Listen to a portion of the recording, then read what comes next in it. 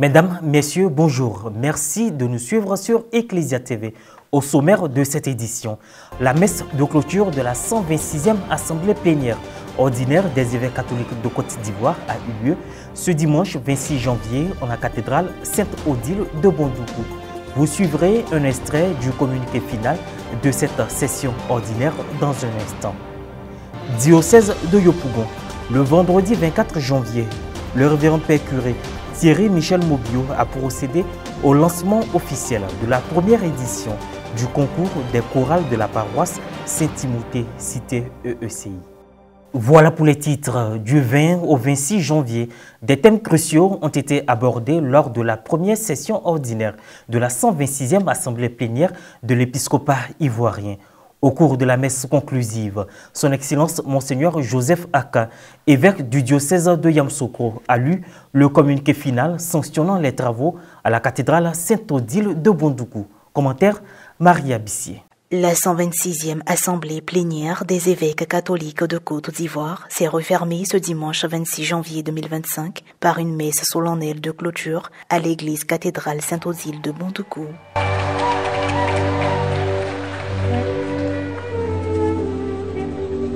Son Excellence, Monseigneur Honoré Begré Dakba, évêque de Katiola.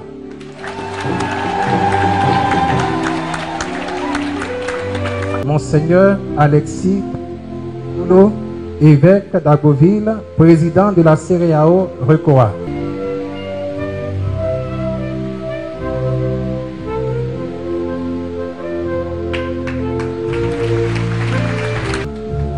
Son Excellence, Monseigneur Raymond Awa, évêque de Grand Bassam.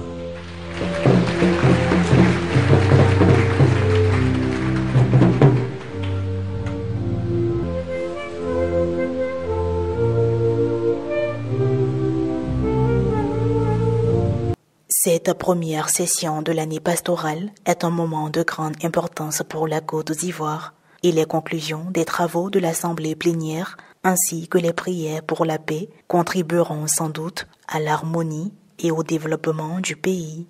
Extrait du communiqué final. Archevêques et évêques ivoiriens appellent leurs concitoyens à continuer à jeûner et à prier pour préparer des élections sans heurts et pacifiques.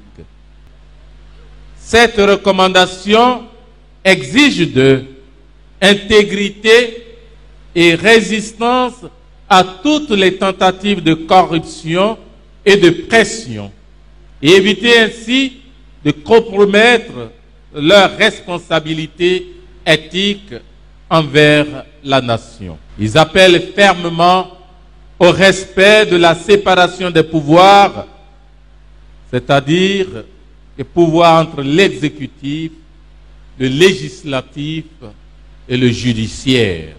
S'agissant de la célébration de son jubilé d'or, la conférence des évêques catholiques de Côte d'Ivoire a approuvé le programme des célébrations qui s'ouvre avec la messe de clôture de la 126e Assemblée.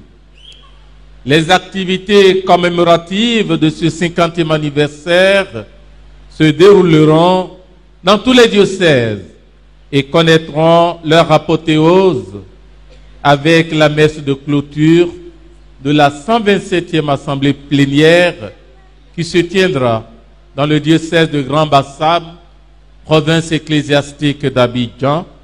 Là, ceux-ci adoptent le principe de création d'une université catholique en Côte d'Ivoire dénommée Université catholique de Côte d'Ivoire, UCASI, avec plusieurs filières intégrant la faculté de médecine. Elle informera les conférences épiscopales réunies de l'Afrique de l'Ouest, CERAO, de ce projet qui sera piloté par l'Académie catholique de Côte d'Ivoire en collaboration avec un comité déjà mis en place. Le terrain de Lolobo servira à la réalisation de ce projet. Rappelons que les assises de la 126e Assemblée plénière ordinaire se sont tenues du 21 au 26 janvier au centre d'accueil et de spiritualité Botogini de Bondougou. La première édition de Saint-Timothée Gospel Challenge a été lancée officiellement dans la soirée du vendredi 24 janvier dernier. À l'initiative du révérend père Thierry Michel Mobio, curé de la paroisse Saint-Timothée de Yopougon, 8 chorales sont en liste de la compétition pour bâtir dans l'unité leur église. Reporter d'image Frédéric Monet, commentaire Marie Bissier. Est-ce que tu peux te déplacer, on est là pour célébrer Jésus. Le lancement officiel du concours des chorales dénommé Saint-Timothée Gospel Challenge a eu lieu le vendredi 24 janvier dernier sur la paroisse Saint-Timothée, cité EECI de Yopougon. Cette cérémonie de lancement a été marquée par des interventions pour situer les raisons et perspectives de cette première édition du concours. Ce concours qui s'annonce est le lieu pour nous de promouvoir une saine émulation au sein des chorales. Une idée pour que chacune d'entre elles se frotte aux autres à l'effet de parfaire les insuffisances. C'est pourquoi nous recommandons donc la courtoisie, l'entente, l'unité et la modestie. Nous attendons de ces prestances des chorales l'habileté, la perfection et le don de soi. L'unité des fils et des filles de cette paroisse, et à la rentrée pastorale, tous nous sommes unis pour montrer à tout le monde que pour bâtir la maison de Dieu, on doit être un. Il faut que les gens sachent que nous sommes en train de bâtir la maison de Dieu. Ce n'est pas une maison de sorciers. C'est la maison de Dieu qui doit être connue par tous. Et les chorales vont nous aider véritablement à atteindre cet objectif.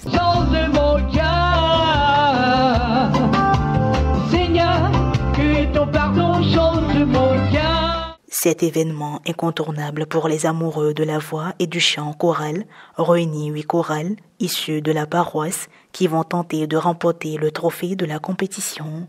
Il s'agit des chorales Saint-Timothée, Sacré-Cœur, Sainte-Marie, Mère de Dieu, Rédemptoris Mater, Saint-Cœur de Marie, La Voix du Cénacle, Les Voix des Saints-Anges, Sainte Famille.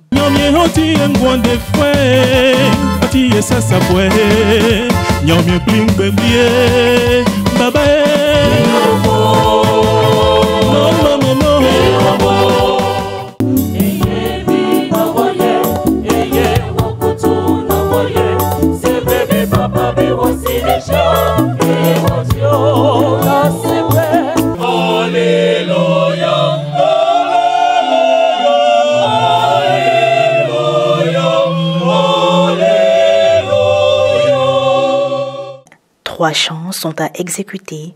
Sing unto God de George Handel, l'unité pour bâtir l'église Saint-Timothée, et une composition ou une interprétation libre ou au choix de chaque chorale. Maman Young m'avait dit, ma fille, ne te décourage pas, ce que tu as fait dans ma vie, il peut le faire aussi pour toi. Désespéré que je t'ai, abattu que je t'ai, j'ai cru en cette parole, aujourd'hui Jésus m'a restauré. Ce grand moment de convivialité avec la participation active de l'équipe presbytérale et les membres des 2 conseils de la paroisse a été vécu avec les fidèles laïcs tout joyeux. Seigneur mon Dieu, je te remercie pour tes bienfaits dans ma vie. Tu m'as fait naître, tu m'as façonné, tu m'as protégé. Les différentes prestations de chantres et d'artistes ont donné un cachet spécial à cette première édition de Saint-Timothée Gospel Challenge. En compagnie des membres et maîtres de chœur de chorale, des prêtres et du président du jury, le premier responsable de la paroisse, le révérend père Thierry Michel Mobio, a procédé à l'ouverture du concours. Le concours des chorales est l'occasion favorable pour tous ces enfants-là de se mettre ensemble pour louer le Seigneur, mais aussi faire connaître la paroisse à l'extérieur. Voilà, dans ce concours-là, c'est pour permettre aux gens de connaître mieux la paroisse, en vue de comprendre que nous sommes en construction, et cette construction-là demande à ce qu'on se mette ensemble. Voilà l'objectif principal de ce concours de chorale-là. Après la prière de fin, l'ambiance était à son comble, signe de la joie, qui déborde sur la paroisse. Ainsi s'achève cette édition. Merci de nous avoir suivis. Que Dieu nous bénisse.